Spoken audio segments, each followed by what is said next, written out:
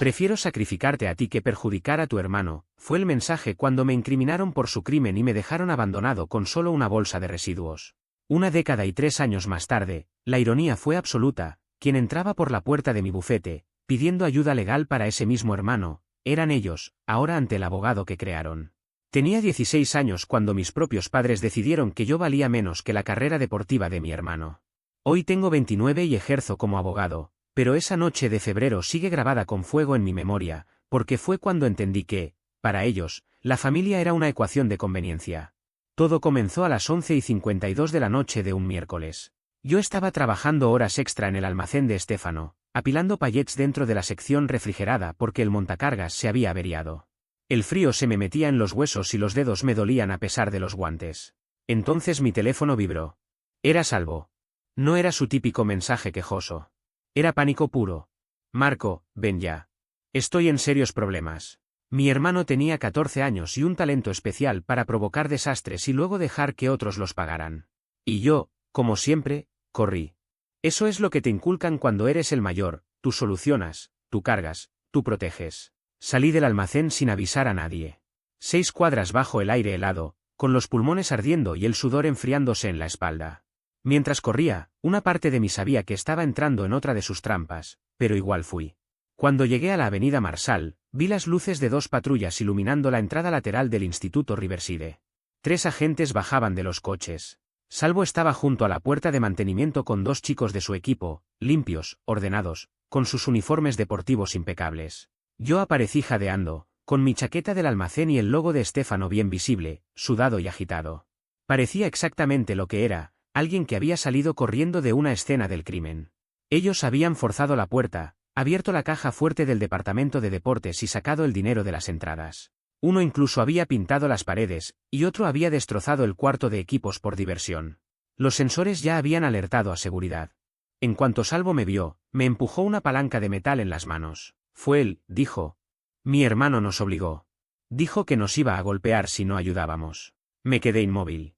La herramienta en mis manos. El pecho subiendo y bajando. 3 policías mirando, yo, con ropa de trabajo y una palanca, frente a 3 chicos bien peinados en ropa deportiva. Suelta eso. Manos arriba, ordenó uno. Acabo de llegar, intenté decir. Manos arriba. Las esposas se cerraron alrededor de mis muñecas. Me registraron, tomaron mi teléfono y mis llaves, y me empujaron dentro de la patrulla. El asiento trasero olía a sudor y a químicos baratos. Desde ahí vi llegar un tercer coche. Mis padres. Mi padre, Alberto, bajó de su Lexus con una chaqueta elegante como si fuera una reunión social. Mi madre, Giulia, llevaba su abrigo de diseñador y esa mirada fría que reservaba para la gente que consideraba inferior. Pasaron frente a mí sin mirarme. Mi madre envolvió a Salvo con su abrigo como si acabara de sobrevivir a una guerra. Mi padre ya estaba estrechando manos con el oficial a cargo, hablando en voz baja. Alberto coleccionaba favores como otros coleccionan monedas, el fiscal, el vicealcalde, el jefe de guardia, todos le debían algo. Me sacaron de la patrulla. Papá, revisa el teléfono de Salvo, dije desesperado. Mira sus llamadas. Él tiene el dinero. Mi madre se interpuso. Salvo es un buen chico, oficial. Estudiante ejemplar. Atleta de pista. Tiene reclutadores observándolo. Marcos siempre ha sido celoso. Sus uñas perfectamente cuidadas señalaban mi pecho mientras tejía su versión. Lo amenazó. Lo obligó a participar. Intenté hablar, pero otro oficial se acercó con una bolsa de pruebas. Encontramos esto en su hijo, dijo. Dentro había $800. Por un segundo pensé que todo se iba a aclarar. Entonces Alberto habló. Mi hijo mayor le dio ese dinero a Salvo para que lo guardara. Y lo amenazó para que no hablara. Mire la diferencia de tamaño. Marco es más grande, más fuerte. Salvo estaba aterrorizado. Inventaba detalles sobre la marcha. Yo medía casi lo mismo que Salvo, pero él tenía cuerpo de atleta. Eso no importaba cuando uno vestía uniforme deportivo y el otro ropa de almacén. Los policías se apartaron. Primera infracción, padres cooperativos, el menor parece traumatizado. 20 minutos después, todo estaba decidido. Salvo se iba a casa con advertencias y consejería. Yo sería procesado. Pasé 4 horas en una celda. Un banco de metal. Luces fluorescentes zumbando. Un olor a limpiador industrial que no lograba ocultar nada. Alguien cantaba desafinado en la celda de al lado. A las 3:52 de la mañana, un guardia dijo.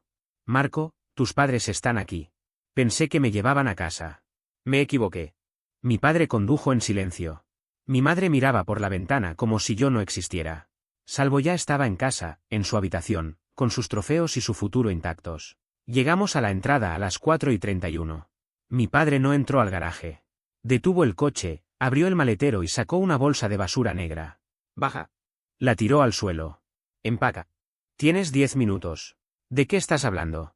Has destruido el nombre de esta familia. La policía ya tiene tu nombre. Si esto va a juicio, Salvo queda implicado. Tiene reclutadores en marzo. Programas universitarios mirándolo. ¿Crees que buscan chicos con antecedentes? Me miró como si fuera un objeto defectuoso. Eres un riesgo, Marco. Salvo es una inversión. Eso es simple matemática. No hice nada. Lo que hiciste, interrumpió Julia, con voz helada, fue obligarnos a elegir. Elegimos al hijo con futuro sobre el hijo que siempre ha sido un problema. Su voz se quebró apenas. ¿Crees que esto es fácil para nosotros? Estamos protegiendo a esta familia. Si el nombre de Salvo se ensucia, se destruye todo lo que hemos construido. Tú tienes 16 años. Puedes recuperarte. Salvo tiene reclutadores. Oportunidades. Julia decía que había que pensar en lo mejor para todos. Lo más perturbador era que de verdad lo creía. Se notaba en su rostro, había reconstruido la historia hasta convencerse de que ella era la que estaba haciendo el sacrificio, la que estaba soportando la carga más pesada. Yo intenté defenderme. Trabajaba 40 horas a la semana. Tenía buenas calificaciones. Nunca había sido un problema. Eso era antes, me corrigió. Hasta esta noche. Luego lanzó la decisión como si fuera algo ya cerrado. Te vas a ir a vivir con tu tío Vito y tu tía Rosalie, en Pensilvania. Ya los llamamos. Aceptaron recibirte. Eso queda a 4 horas, respondí. ¿Y mi escuela? ¿Y mi trabajo? Mi padre, Alberto, intervino sin dudar. Perdiste tu empleo cuando abandonaste tu turno. Ya hablamos con el director. Nos entendió cuando le explicamos tus problemas de conducta. Problemas de conducta. Como si yo estuviera roto. Recoge tus cosas, ordenó Julia mirando el reloj. Tienes 9 minutos. Subí las escaleras como si no fuera yo quien caminaba. Pasé frente al cuarto de Salvo. La puerta estaba cerrada. Seguramente dormía tranquilo, sin saber que su mundo seguía intacto mientras el mío se desmoronaba. Mi habitación estaba exactamente igual que esa mañana, la cama sin hacer, la mochila con la tarea de física sin terminar, los pósters en la pared, la computadora encendida. Agarré una bolsa de basura y empecé a meter lo que podía, ropa, zapatos, libros que yo mismo había comprado, los $400 en bonos de ahorro que me dejó mi abuela antes de morir. También tomé una foto mía con mi perro Rocco. El día que lo sacrificaron sin decirme nada, volví de la escuela y simplemente había desaparecido. Como si nunca hubiera existido. 8 minutos para empacar 16 años de vida. Cuando bajé, Julia tenía mi teléfono en la mano. El mismo que yo había pagado con mi trabajo. Lo necesito, le dije. No, respondió. Los teléfonos son para la familia. Además, en casa de Nadia no hay buena señal. Lo guardó en su bolso. Ahí lo entendí todo. Esto no era un castigo. Era una eliminación. Me estaban borrando. El viaje a Pensilvania duró 4 horas de silencio. Yo iba en el asiento trasero con la bolsa negra sobre las piernas, viendo cómo las luces de la ciudad se transformaban en oscuridad de carretera. Sin música, sin teléfono. Solo el ruido del Lexus y los suspiros ocasionales de Julia. Alrededor de las 7 de la mañana el sol apareció. Pasamos por campos grises, árboles desnudos, niebla baja. Todo parecía muerto. Luego giramos por un camino de grava. Un buzón con el apellido Miller pintado y casi borrado. Un camino largo que llevaba a una casa blanca de madera, con la pintura descascarada y un granero enorme al costado. El olor a tierra húmeda, animales y estiércol entró por las ventilas. Vito y Rosalie estaban en el porche. Solo los había visto 2 veces, en el funeral de mi abuela cuando tenía 11 años y en una reunión familiar que terminó en gritos. Alberto ni siquiera apagó el motor. Bajó, abrió el maletero y arrojó mi bolsa al suelo. Gracias por recibirlo, dijo. Pudimos haber presentado cargos. Tal vez el trabajo en la granja lo enderece. Vito, alto, curtido, con botas de trabajo, miró la bolsa, luego a mí y luego a su hermano. Escupió tabaco al suelo, a centímetros de los zapatos de Alberto. No lo recibimos por hacerte un favor, dijo. Lo recibimos porque no vamos a dejar que tires a un niño a los lobos. Mi padre se puso rojo de furia. Sacó un sobre y lo empujó contra el pecho de Rosalie. Papeles de custodia. Contactos de emergencia. Es tu problema. No llames pidiendo dinero. Luego se fue. El Lexus levantó una nube de polvo que se me metió en la boca y me dejó un sabor amargo. Yo me quedé ahí, con 16 años, una bolsa negra a mis pies y dos casi desconocidos frente a mí, esperando que me dijeran que era una carga. En vez de eso, Rosalie caminó hacia mí y me abrazó. Lo siento mucho, Marco, susurró. Me derrumbé. No fueron lágrimas silenciosas, fue un llanto descontrolado. Ella me sostuvo con más fuerza. Vamos, dijo Vito con voz tranquila, levantando mi bolsa como si no pesara nada. Entra. Estás congelado. La casa estaba caliente. Una estufa de leña, olor a café y tocino. Los muebles eran viejos pero firmes. Nada del lujo obsesivo de Giulia. Rosalie preparó desayuno, huevos revueltos, tocino, papas, pan tostado con mermelada casera. Comí como si no hubiera probado comida en días. Tu cuarto está arriba, dijo Vito. Antes era el de invitados, ahora es tuyo. Le puse sábanas limpias anoche, agregó Rosalie.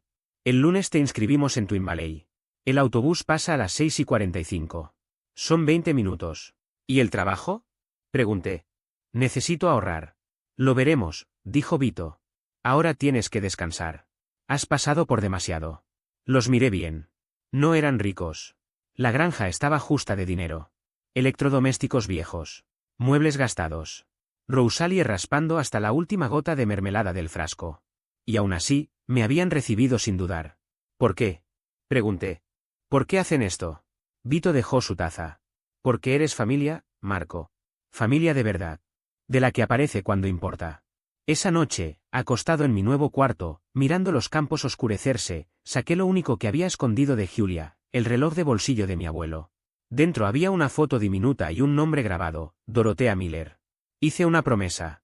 El día que cumpliera 18 años, Marco Harrington dejaría de existir. Yo sería Marco Miller. Y ese apellido que me destruyó solo significaría vergüenza. Pero primero tenía que sobrevivir. La primera noche en la granja no pude dormir. Me quedé despierto esperando que la puerta se abriera. Esperando que mi padre apareciera y dijera que todo había sido una lección, que ya había aprendido mi lugar. Alrededor de las 3 de la mañana escuché pasos. Era Rosalie, que venía a verme. No dijo nada. Solo dejó un plato de galletas sobre la cómoda y cerró la puerta con cuidado. Yo me tapé la cara con la almohada y lloré para que no me escuchara. La vida en la granja era brutal. A las 4:30 de la mañana empezaban las tareas, luego la escuela, después más trabajo, luego la tarea, y después todavía más trabajo. Las manos siempre llenas de heridas. Durante el primer mes me quedé dormido 2 veces sobre el escritorio. Rosalie me encontró una noche, a las 2 de la madrugada, con la cara hundida en el libro de álgebra. Desde el día en que Giulia me sostuvo la mirada, con los ojos enrojecidos y la mandíbula tensa, y me dijo que yo mismo estaba destruyéndome, algo dentro de mí se quebró de una forma que no hizo ruido, pero sí dejó una grieta permanente. No fue un comentario al pasar ni una discusión más. Fue la clase de frase que se queda flotando en el aire incluso cuando la otra persona ya se fue de la habitación. Yo llevaba semanas acumulando cansancio, miedo y una sensación constante de que ya no tenía control sobre nada, y cuando le respondí que, si eso era cierto, entonces al menos ellos ganaban, no estaba provocando. Lo estaba admitiendo. La bofetada que me dio fue lo suficientemente fuerte como para sacarme de ese pozo mental en el que estaba cayendo. No fue un golpe de odio, fue un golpe de urgencia. Sentí como la piel me ardía y, por un segundo, todos mis pensamientos se detuvieron. No les des eso, me dijo, con la voz temblando. No les entregues tu final. No lo hice. Ni ese día. Ni después. 2 meses más tarde empezaron a llegar los sobres. Papel grueso. Sellos oficiales. Lenguaje jurídico que no deja espacio para interpretaciones humanas. Transferencia permanente de tutela. Renuncia de responsabilidad parental. Cláusulas diseñadas para una sola cosa, proteger bienes, no personas. No se trataba solo de sacarme de su vida, se trataba de asegurarse de que, si algún día yo lograba levantarme, no pudiera tocar ni una fracción de lo que ellos consideraban suyo. Firmé los documentos en la mesa de la cocina, con el sonido seco del bolígrafo raspando el papel. Vito estaba de pie a mi lado, sin decir nada, pero su silencio pesaba más que cualquier discurso. No tienes que hacerlo, murmuró. Sí que tengo, le respondí, empujando los papeles hacia él. Quieren que desaparezca. Entonces lo haré de forma legal. Esa noche no dormí. No porque estuviera llorando, sino porque estaba pensando. Abrí un cuaderno nuevo, lo apoyé sobre el escritorio y escribí en la primera página con letra firme. Página 1, todo lo que sabía del robo. La hora exacta de la llamada de Salvo. La hora a la que llegó la policía. Las palabras que usó mi padre para describir la caja fuerte. Las incoherencias. Los detalles que no podían ser casualidad. Página 2. Leyes de tutela y abandono. Página 3. Requisitos legales para un cambio de nombre. Página 4. Plazos, costos, consecuencias. No estaba huyendo. Estaba rediseñando quién iba a ser. El día que cumplí 18 entré al Tribunal del Condado de Filadelfia. Me senté junto a personas que cargaban historias peores que la mía, víctimas de violencia, testigos protegidos, gente que había tenido que borrar su pasado para seguir con vida. Cuando dijeron mi nombre, me levanté sin titubear. Marco Harrington solicita cambio legal de nombre a Marco Miller, su señoría. ¿Motivo? Harrington representa a quienes abandonan. Miller a quienes cumplen. El juez me sostuvo la mirada durante un largo segundo. Concedido. Siguiente caso. Salí de ahí como Marco Miller. Envié una copia certificada a la casa de mis padres. 2 semanas después regresó, devuelto al remitente, sin abrir. Me gradué como el mejor de mi clase. No asistieron. Obtuve una beca completa en Penn State. No llamaron. Trabajé 2 turnos durante años. Dormía poco. Comía lo mínimo. Guardaba todo. ¿Por qué nunca sales? Me preguntó mi compañero de cuarto una noche. Porque estoy construyendo una salida. Luego vino la Facultad de Derecho. Después la Fiscalía. Quería aprender exactamente cómo se fabrica una condena cuando alguien ya decidió que eres culpable. Aprendí de cronogramas, registros bancarios, análisis de llamadas, patrones de conducta. Aprendí que el tiempo nunca miente, pero la gente sí.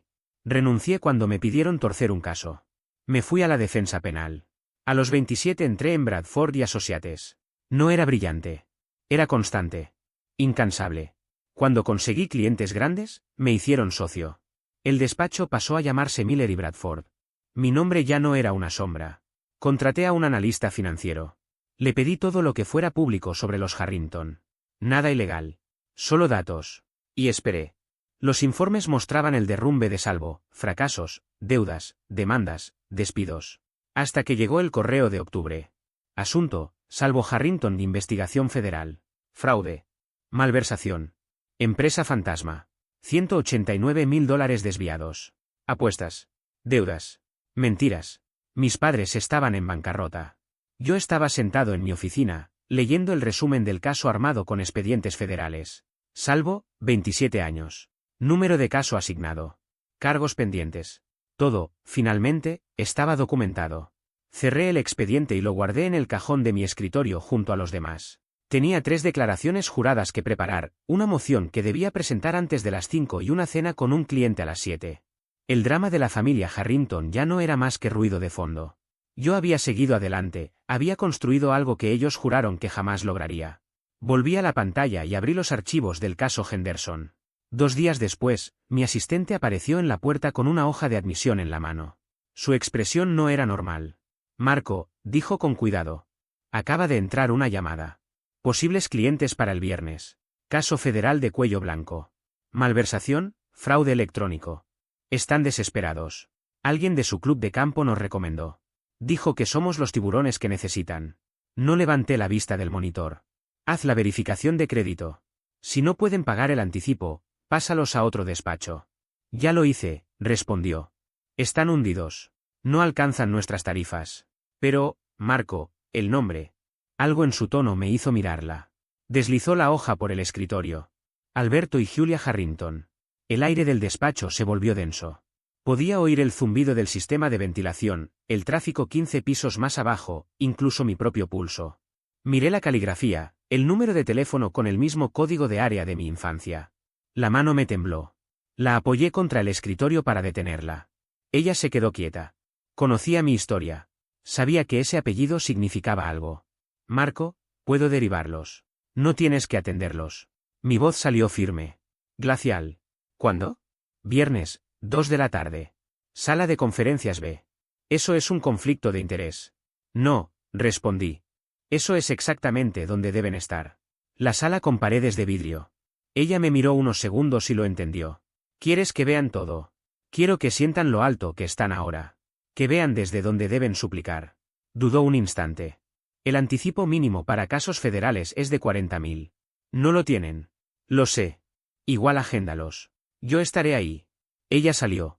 Me quedé mirando el lugar donde había estado la hoja. Viernes, 2 de la tarde. Sala B. 13 años, y por fin venían a mí. A la 1:58 del viernes estaba de pie frente a la ventana, con mi traje gris oscuro y una corbata color vino. Había despejado toda la tarde y apagado el teléfono. Quería control absoluto cuando entraran. A las 2 exactas caminé hacia la sala de conferencias. A través del vidrio los vi antes de que ellos me notaran. Se veían pequeños. Mi padre, Alberto, había perdido casi todo el cabello. Llevaba un traje que de lejos parecía caro, pero de cerca estaba desgastado en los puños. El cuello tenía una mancha mal disimulada. Su piel estaba gris, apagada. Las manos le temblaban mientras sujetaba el maletín. Julia había envejecido de golpe. Demasiado maquillaje intentando ocultar líneas de estrés. Un bolso falso, evidente por el herraje. Las perlas parecían reales, pero apostaría que no lo eran. Las auténticas seguramente se habían ido meses atrás. Estaban aterrados. Me detuve un segundo frente a la puerta. Eres Marco Miller. Eres el tiburón. Entré. Ambos se pusieron de pie de inmediato, activando sus máscaras de gente respetable. Señor Miller, dijo mi padre, extendiendo la mano. Gracias por recibirnos. Soy Alberto Harrington y ella es mi esposa, Julia. Estamos en una situación terrible. Nos dijeron que usted es el mejor. Ignoré su mano y caminé hasta la cabecera de la mesa. No me senté. Dejé mi portafolio de cuero sobre la superficie con un golpe seco. El silencio se estiró. Su mano quedó suspendida 3 segundos antes de caer. Siéntense, ordené. Mi voz ya no era la de un chico.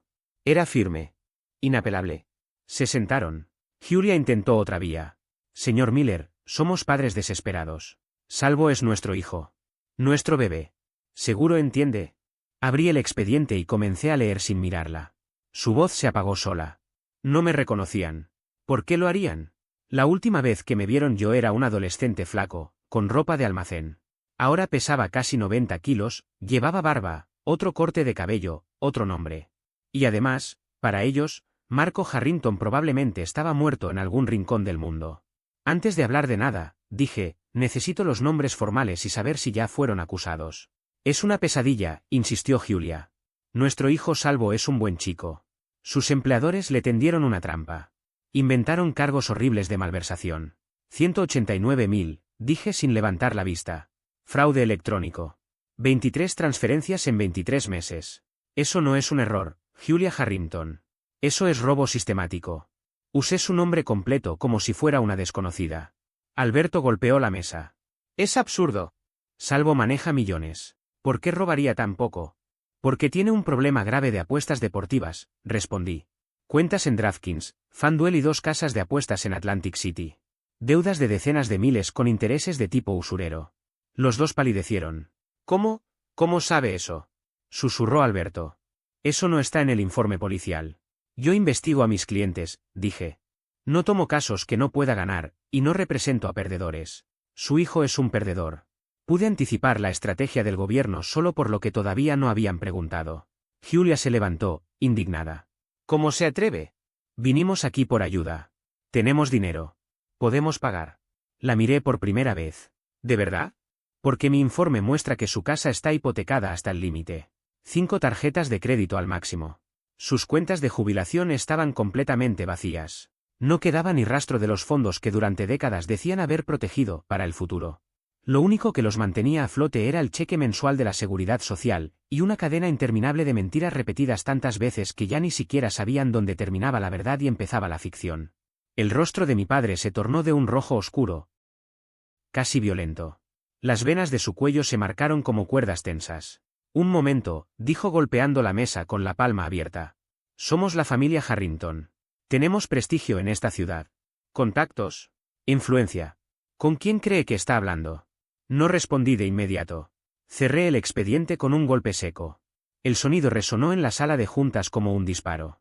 Me puse de pie lentamente y comencé a caminar alrededor de la mesa, dejando que el silencio pesara sobre ellos. No era un silencio vacío. Era un silencio cargado de miedo, de expectativa, de culpa. Ustedes no saben quién soy realmente, ¿verdad?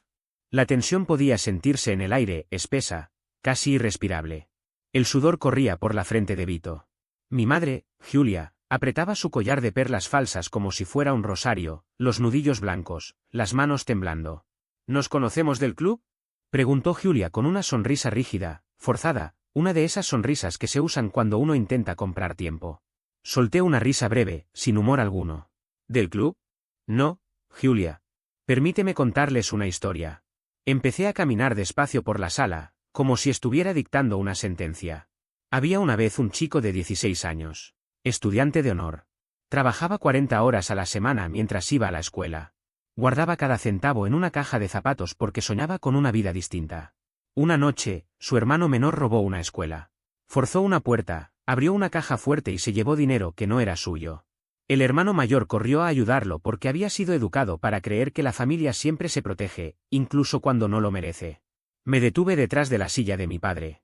Desde ahí podía ver claramente su cuero cabelludo a través de su cabello ralo. ¿Y qué hicieron los padres? Continué. Lo culparon. Le dijeron a la policía que él era el criminal. A las 4 de la madrugada lo metieron en un coche con una bolsa de basura como único equipaje y lo abandonaron en una granja como si fuera desecho. Le quitaron su teléfono, su hogar, su apellido. Firmaron documentos renunciando a él como si fuera mercancía defectuosa. Vito giró lentamente su silla. Sus labios se movieron antes de que su voz lograra salir. ¿Marco? Susurró. Julia hizo un sonido ahogado y se llevó ambas manos a la boca. Por primera vez me miraba de verdad. Reconocía esos ojos. Los mismos que había visto en un espejo durante años. Sentí la tensión subir por mis brazos. Apreté el puño hasta que las uñas me dolieron. Luego respiré hondo y volví a colocar la máscara profesional. Hola, mamá. Hola, papá. Oh, si prefieren, señor y señora Harrington. Me senté de nuevo, recto, tranquilo. Existe un conflicto de interés. No soy su abogado. Esta reunión ha terminado. Saqué papel membretado del despacho, escribí unas líneas con pulso firme, firmé y deslicé el documento por la mesa. Aquí tienen la notificación formal de que no los represento. No existe ninguna posibilidad de renuncia a este conflicto. A partir de ahora, todo lo que digan será dicho a un extraño. No se levantaron. No podían. Dios mío, sollozó Julia. Marco, eres tú. Lo lograste. Eres exitoso. Socio principal, corregí. El más joven en la historia del despacho. El mismo al que vinieron a suplicar para salvar a su hijo dorado. Vito se puso de pie con dificultad, como si de repente le pesaran los años. Hijo, mírate. Siempre supimos que tenías potencial. Por eso te enviamos lejos, para forjar carácter. Mira lo que eres ahora. Todo esto, lo hicimos por ti. Lo observé sin parpadear. ¿Amor duro? Me abandonaron. No llamaron en 13 años. No les importó si estaba vivo o muerto hasta que me necesitaron. Te dábamos espacio, murmuró Julia. No. Estaban protegiendo su inversión. Salvo era el que recibía el dinero. El que valía la pena salvar. Marco, por favor, dijo Julia entre lágrimas. Es tu hermano. Está en problemas serios. Tú puedes arreglarlo. ¿Arreglarlo? Repliqué. Como arreglaron el robo en la escuela.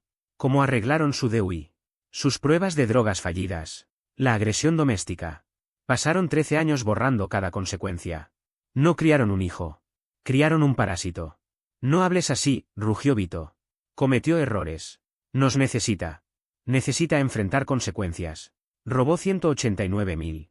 Destruyó carreras de personas que confiaron en él. Y ustedes quieren que yo use mi nombre, mi carrera, lo que construí desde cero, para salvarlo otra vez. Julia bajó la voz, venenosa. Si no lo haces, se lo diremos a todos. A tus socios. A tus clientes. Diremos que abandonaste a tu familia. ¿Cómo se verá eso, señor Miller? Sonreí. Frío. Intentaron chantajear al abogado equivocado. Me incliné hacia adelante. No solo rechazo este caso. También entregaré al fiscal toda la información que tengo sobre los delitos pasados de Salvo. Los que ustedes ocultaron. Saqué un dispositivo de memoria y lo dejé sobre la mesa. Mi analista encontró algo mejor. Salvo no solo apostó ese dinero. Lo transfirió a una cuenta pantalla. Y ustedes, Alberto y Julia, vivían de ese dinero robado. Sus rostros se vaciaron de color. La hipoteca. El auto. El club. Todo salió de ahí. No son víctimas. Son cómplices. No sabíamos, susurró Julia.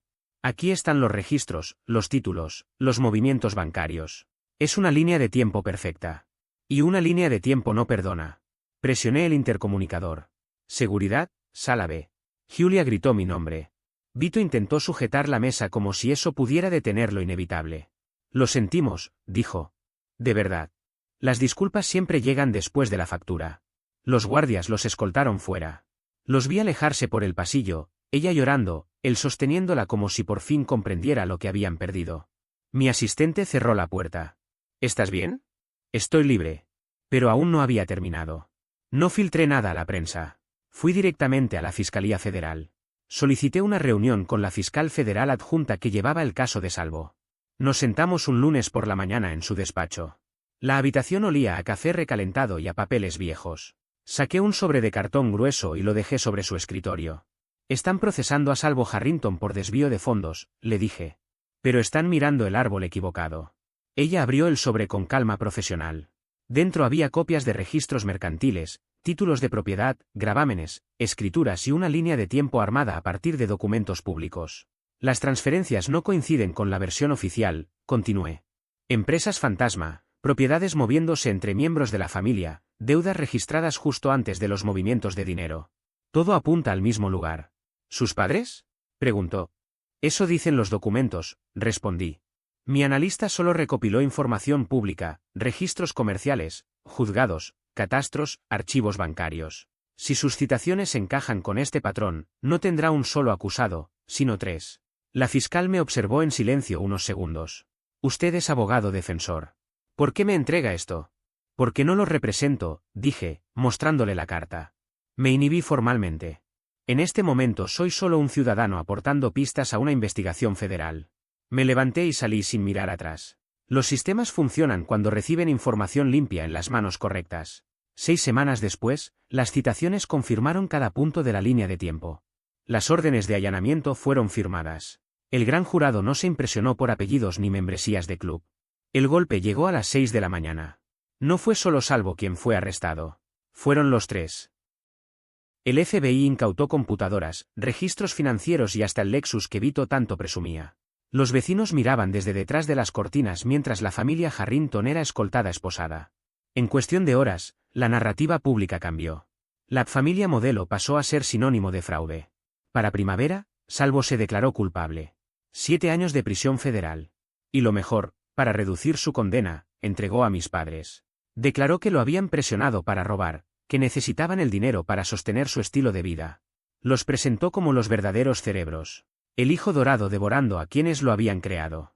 3 días antes de su audiencia de sentencia, Salvo apareció frente a mi despacho. Yo salía a almorzar cuando lo vi en la acera. Traje barato. Tobillera electrónica.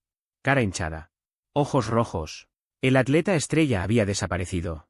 Marco, dijo con la voz rota. Seguí caminando. Por favor, insistió, siguiéndome.